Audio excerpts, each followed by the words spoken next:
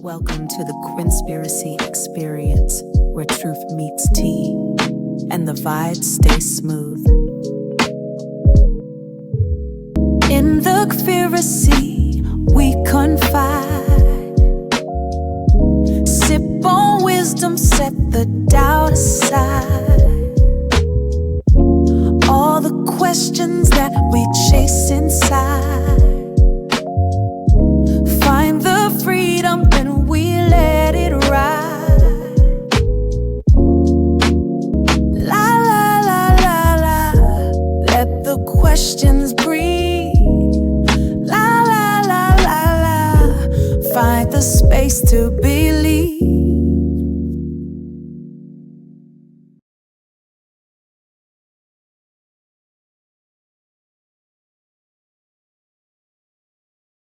Hey everyone, welcome in, and thank you once again for tuning into the Conspiracy Experience. Being as though that it is October, the month of Halloween, I figured this month's video can be some spooky stories, whether they are real, fake, or conspiracy. We are going to get into the crazy, mysterious story of Ed Gein. Now, you might have heard his name going around lately. They have made a new Netflix documentary on him. His story is pretty wild, but let's get into it. If you never heard of Ed Gein before, then you might have heard about his story. There was a few movies made. You may have heard of the movie Texas Chainsaw Massacre, Psycho, and Silence of the Lambs. All three of these movies were inspired by his case. So, Ed, whose full name is Edward Theodore Gein, he was born August 27th of 1906 in La Crosse, Wisconsin. He had a couple nicknames, the Ghoul of Plainfield, the Butcher of Plainfield. Those are just a couple of his names that, the media gave him. So he actually, lived with his mother, father, and his brother. His father, was kind of abusive, verbally and physically. And his mom was very peculiar. She was a very over-religious woman. And she kind of instilled in Ed's mind that sex was evil and will contaminate him. Now, this definitely, I feel like, plays a huge part in his choices in life later on when he gets older. But we will get into that. So, after his mother died, his father and his brother moved to a farm in Plainfield, Wisconsin in 1914. His father died later on in his life, and his brother died shortly after that. Now, the cause of the brother's death was said that he was trying to put out a fire near the home, and speculators kind of think that Ed set that fire in hopes of unaliving his brother, but authorities were never able to confirm that story. So, moving on, now that Ed's mother is gone, his father's gone, his brother's gone, Ed is left on this farm property alone, by himself, with his intrusive thoughts. No father there to scold him. No mother there to tell him that, the rules and regulations of the Bible, what's good, what's bad. So maybe he leaned so much on his mother and father's approval and permission to do things. Once he was left alone, he just let his thoughts take him over. So the first victim that led authorities to investigate Ed was Bernice Warden, who went missing in 1956. She worked at a local hard store and was reported missing after her son went to the store and noticed that she wasn't in there, but he noticed a pool of blood on the floor. And he noticed a receipt on the counter that had Ed's name on it. So this prompted, authorities to look into Ed as the first and primary suspect into her missing case. And they decided to do a search of the property. Now, this is where things get crazy, guys. Authorities go to Ed's farmhouse. And in the shed on his property was Bernice Warden, found hanging in the shed of Ed's farm. She was found decapitated, no head, and her organs were removed along with her private areas. When they proceeded to search inside the home, her head was found. They also found body parts belonging to 15 different women. Crazy. This actually led to their discovery of Mary Hogan. Now, they found Mary's skull inside the home, which was made into a soup bowl. Ed, he had a thing for taking people's skin, their various body parts, whatever came along with the body. He made them into household items like gloves. He made suits. He made soup bowls. He made masks. He made furniture. Anything Ed could think of, he made it in his home. Crazy. This is where the Texas Chainsaw Massacre comes, when you see Leatherface taking the victim's skin and putting it on his face. This is where you get the Hannibal Lector taking the skin off and making a suit out of it. Now, to be completely honest, I'm not sure where Psycho got the idea from Ed to make their movie, but it is said that that's where they got the inspiration from, but we're not sure. So, like I said, this discovery led to solving the missing case with Mary Hogan, who was reported missing in December 8th, 1954. She was the owner of a local tavern who was reported missing. When authorities did a sweep of the tavern, some patrons of the tavern did say that Ed did frequent there, although he wasn't a heavy drinker. So I wonder, did Ed, scope out his victims before he, decided to make his move?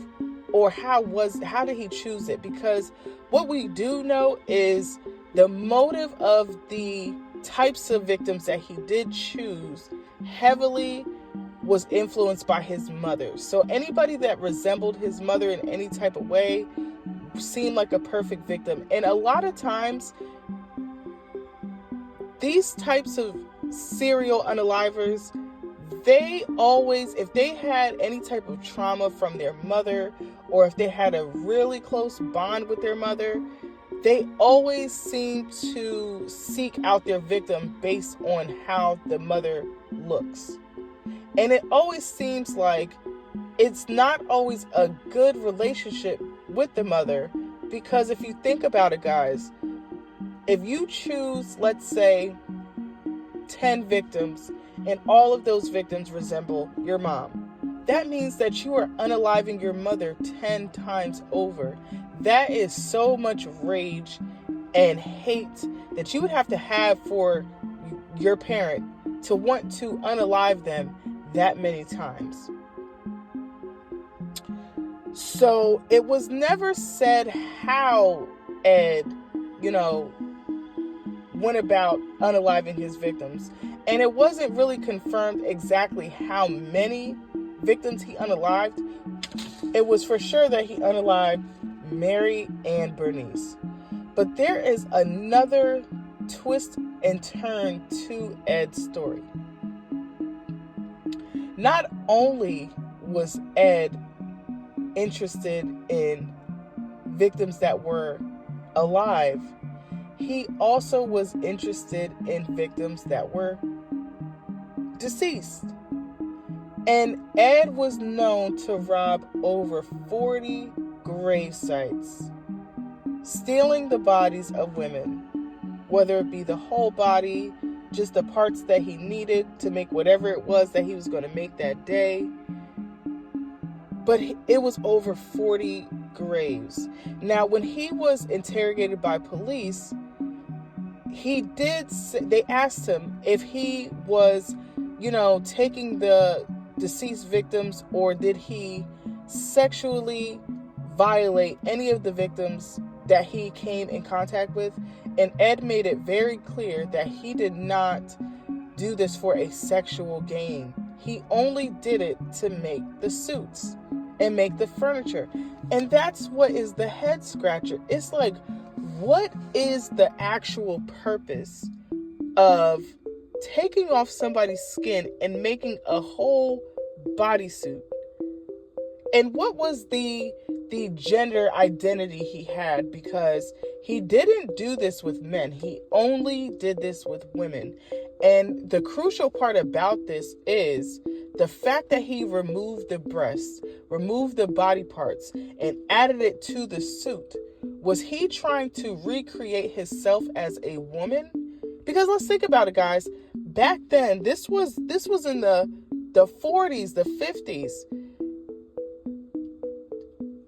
Gender reassignment surgery wasn't a thing. It was taboo. It wasn't something that was as popular as it is today, and so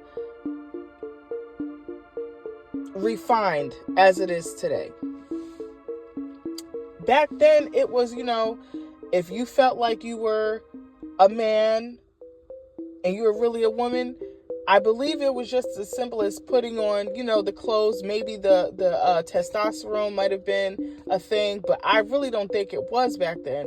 And the same thing with a man that wanted to be with a woman. You typically would just, dress up as a woman, wear the wigs, wear the makeup and stuff like that. But it seemed like Ed had a deeper fetish to where he literally wanted to embody a woman as far as putting on their skin, putting on their face as a mask. He literally wanted to cover his entire identity. He did not want to be Ed. He wanted to be someone else. And he went to the extreme lengths of going into these cemeteries and digging these bodies up and skinning these people, as far as taking someone out of their bar or taking someone out of their hardware store and doing these crazy things. It just doesn't add up. Now, when authorities finally arrested Ed, they actually took him in and they proceeded to perform a lie detector test, because let's face it, if you guys see Ed's demeanor and hear the way that folks talked about him, people said that he was a generally nice guy. And honestly, a lot of serial unalivers are. They're not always some creepy guy that, sits in their room all day waiting for their next victim to walk past their window or stalking outside of someone's bushes. A lot of the times, these serial unalivers, they are charming, they are nice, they are helpful, they are generous. They will literally go above and beyond to help somebody out and, be genuinely nice to them. So a lot of people said that he was a nice guy. So if you look at him, he looks meek, he looks small, he looks, he doesn't look like the typical serial unaliver at first, until you can tell that doing this over a period of time started to take a toll on his body, on his mental. Although I feel like his mental was kind of messed up from the start based on the traumas that he went through with his parents and his household. So they did perform a lie detector test because they wanted to be sure, that he's not just saying this stuff, even though I don't understand what the purpose of the lie detector test would be if you went on his farm and you found all these body parts and this skin and this furniture and Bernice hanging from the shed. So for me, I don't understand what the purpose of the lie detector test was, but hey, they felt it was necessary to do, so they did it. And once they completed the lie detector test, Ed was supposed to be standing trial, but when it got time for him to face the trial, it was actually deemed that he was not fit to stand trial due to a mental illness, and he was diagnosed with schizophrenia, where he was sentenced to Mendota Mental Institution in Wisconsin, where he served out the rest of his years. Now, before we get into the last portions of his life, let's take a listen to what happened when Ed was brought in for interrogation. Did you work all night at that time? I should think you have. That's right. What would you do with the sexual part? That was in. One was painted, they said. Oh, that one, when they died, I just put the paint over it. Is there anything like, How did you start? Like I say, not before years. So there's a bunch of photographers from the newspapers want to take a picture. Do you want to take a picture? No, it's not yet. Till we get to straighten off. Would you enjoy it while you were doing it? What's the worst part of it? I mean, they didn't then. I knew better, restless. When you dig these graves up, you were kind of in a haze, too. Is that it? That's what I could do. Just, how you do it. And then one time you said you were trying to realize what you were doing and you covered her up without taking anything. That's right. What would you do with the sexual part? They them in the box, that was in. And what would you do with the head?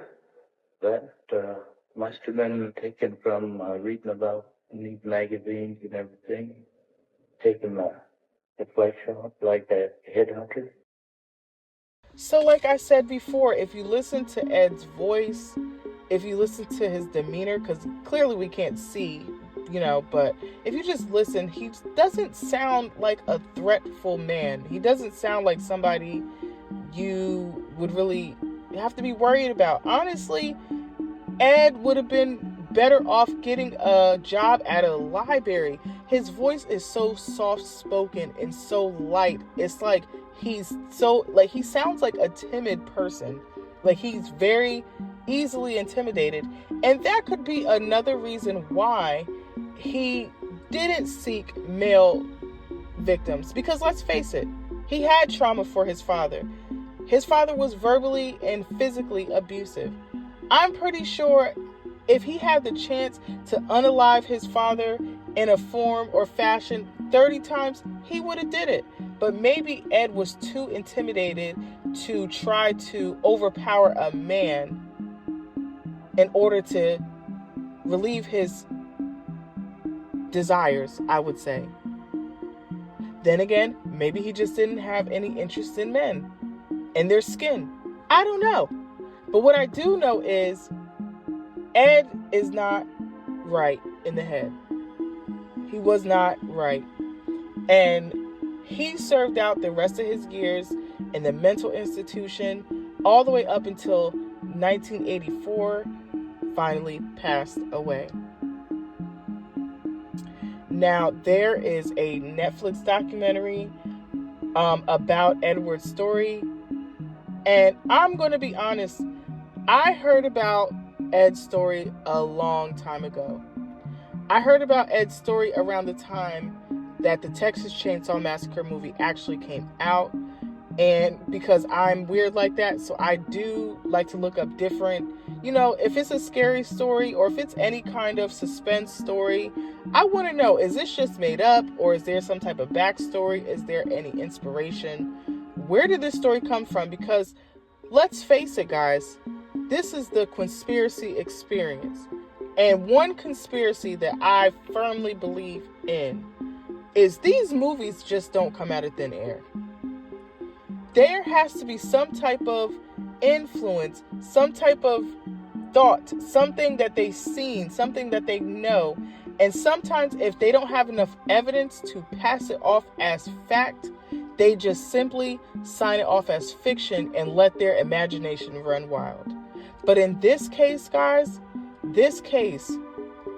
it was not the imagination of some writer or director or producer that said, hey, I want to make a movie about a serial unaliver that is interested in taking people's skin and making them into couches and gloves and bodysuits. No, this was a real story. When I found out this was real, when I found out Leatherface from Texas Chainsaw Massacre was a real person, it's like, wow, how can someone be that diabolical to want to do something so heinous? And on top of that, it's not even just about unaliving somebody, because let's face it, Ed really only was accused of unaliving 2 people. Most of the other parts that he got it from people that were already deceased, which means he had to go into the cemetery, dig the hole, open the casket back up. And it's like, what was the method to his madness? Did he read the headstones like, okay, this is a woman, let's dig her up and see what she looks like? Or what was it? Because it's like, it had to have been a trial and error. In order for him to obtain someone's skin from a deceased person, that body would have to be fresh. It would have to not have been there for a long time. So maybe he looked at the year that the person passed away, and if it was within, I don't know, maybe a few months, because let's face it, a lot of these bodies are embalmed, meaning that they're not going to deteriorate fast, or as fast as they would if they was just, left out on the side of the road.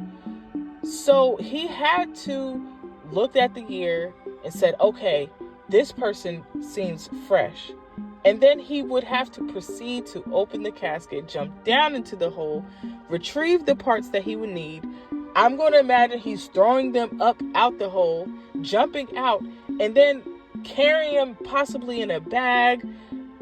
I have like a suitcase. It's like, yes, this is gross. Yes, this is unfortunate for the people that this is happening to. But at the same time, it's like a curiosity of how he was doing this. Like, how are you procuring these unalive bodies? It's crazy to me. It's a story that I've never heard of in my life, other than seeing it on the movies. But it's like, to know that this man was really out here stealing people's skin, stealing their lips, and using their skulls to eat chicken noodle soup out of. It just blows my freaking mind. So if you want to hear about the full documentary, make sure you tune into Netflix. I believe the documentary is called Monster. I'm going to be honest, I didn't watch the documentary only because I wanted to really do research, even though, I knew some things about the case, but I didn't know in full detail. And I just wanted to do my actual due diligence and do the research, read the articles, read what was said in the newspapers locally, and figure out what happened myself before I decided to actually watch the documentary. Because honestly, guys, when I was doing my research, I seen an article that said, Ed Gein documentary, what's fact, what's fiction, and right there it let me know, okay, so they added a couple of things to his story to make it entertaining, and I understand that. And that's another reason why I didn't want to watch the documentary, because I didn't want to put anything fake in here. I want everything to be true, authentic facts. But if you want to go check out that documentary, you can go ahead and check it out here on Netflix. And I will see you guys next time with the next crazy, spooky story to kick off the spooky season. La la la la, let the questions breathe.